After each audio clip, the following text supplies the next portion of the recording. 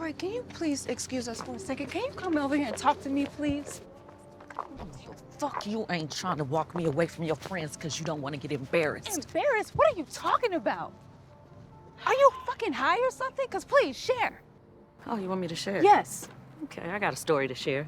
There was once this businesswoman, successful businesswoman, who met this young girl who wanted to explore her sexuality. And against the better judgment of the businesswoman, she decided to explore their relationship based on a few rules. Do you think the young girl followed the rules? Do you think she followed the motherfucking rules?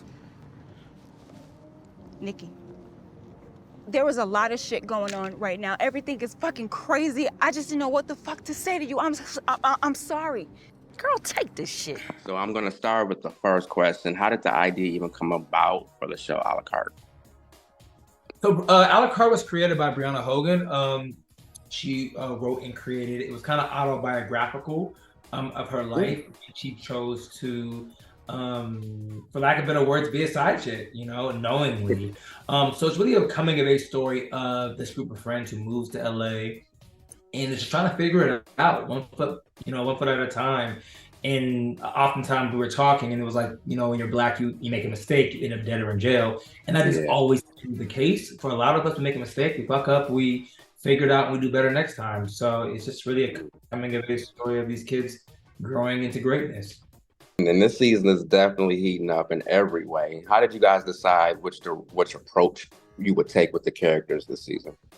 I think it was kind of organic. I think me and Meagan being from Los Angeles, people come and they go. It's kind of a transplant city, and your friends or your tribe one year isn't the tribe you have the next. So what happens when the person who anchors you is no longer there for a season? What kind of takes you in different directions and causes you to grow and use different parts of your own being and your friendships and your challenges.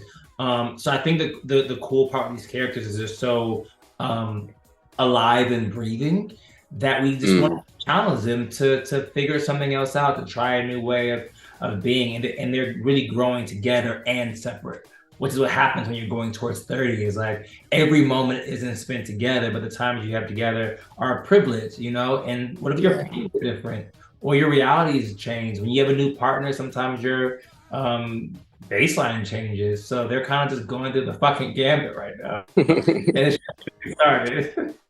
You're good.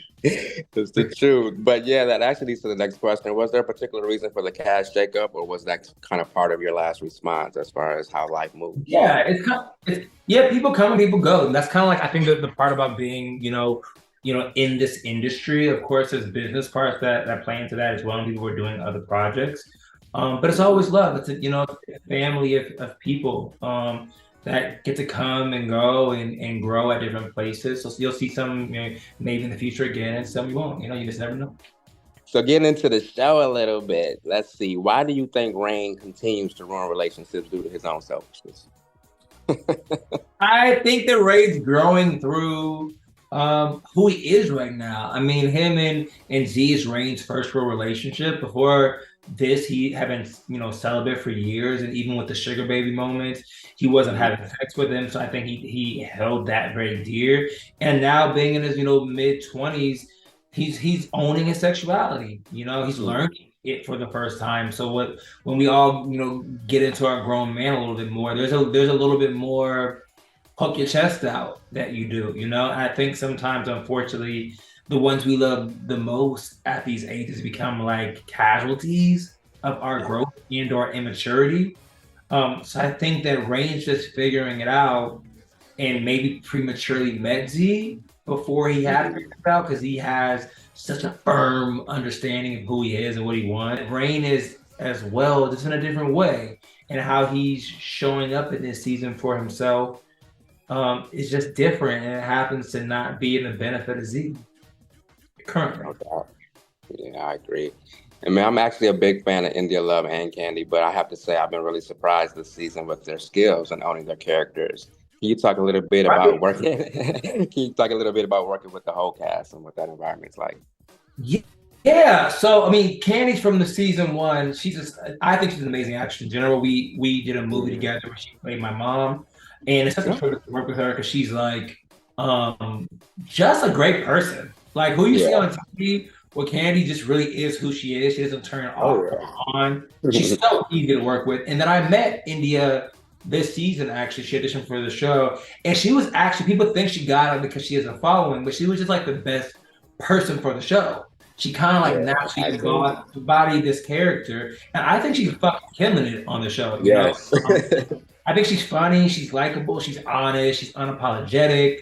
She's, you know, very much the character needed to get Shyra out of her shell, you know. And sometimes life brings us different people to help mold and shift our trajectory. So I think working with them, Tammy Roman to me is such a great actress and human. The whole cast is great because it's young, black and brown, beautiful people, you know, and everyone's putting their head down doing the work and kind of really does become like a family. This week, they deal with revenge porn, and that's such an important topic, but I rarely see it explored on TV. Why did you guys decide to tackle it? Wow, that's a big story point for the show. I think because the show really is about private and intimate moments. And I think it's really about people making mistakes and being redeemable and not being cast out. And we're talking about in the writer's room, like what's something you can't come back from? And they're like revenge porn. But I'm like, there's always a redemptive moment. You know, there's always a lie or a what you were doing and did the other person you know, prompt it. And then to be honest, there's levels to even revenge porn. I'm not saying that revenge porn is okay. Don't do it. But again, there would be a difference if someone like posted me on OnlyFans, in my opinion, than it was if they sent it to like my brother. One is like exposing, you know. One, people deal with that a lot now. Like I've had Definitely. you know, have had their nudes or their sex tapes either stolen and or released without their permission. And it's a world where OnlyFans and sexuality has become so normalized that it's normal for the person next to you to be exposed in a way that you would have never seen before. So again, because we're talking about this generation, what's authentic to their experience, we kind of had to go there and then see what happens when these people have to deal with it. The show was all like, oh, it's not gonna happen, but then it happens. Because times, how many fucking times have I felt like it can't get any worse, and it does. How do I respond to that? You know, I can't control what happens to me, but I can control how I respond to it and how I grow from it. It's just a whole bunch of black and brown people. You know, AMC does own it, but it started off as a black owner, and they just have a desire to tell Black stories. They have like witch stories now and love story, and they just really support and foster young talent as well as young filmmakers. I think they have a vision to just grow the platform and to have more excellence in what they do. And I'm all for us working together to elevate each other and the community. And oftentimes we're looking for approval from our counterparts or mainstream, what you would call media, which is like white media, versus uplifting our own communities and our own people, especially with our stories. You know, monolithic. There's no one way to be Black.